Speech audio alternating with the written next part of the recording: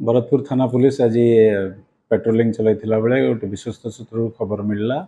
जड़े युवक से पब्लिकली गोटे बंदूक धरी निजको हुलिगानिज्म शो करुँची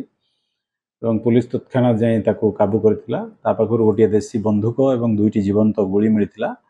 से पिलार ना हूँ दीपक स्वाई अलियास बाबू बापा ना तार बनवाड़ी स्वाई घर चंदका थाना अंचल अंधारुआ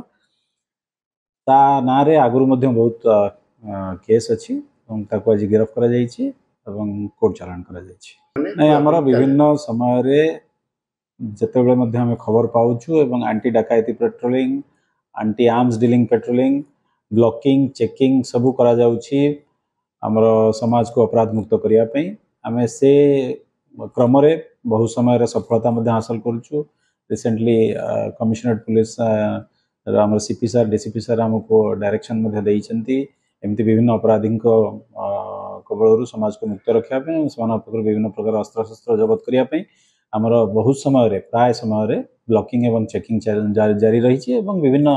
सूत्रु खबर पाई रेड जारी रही।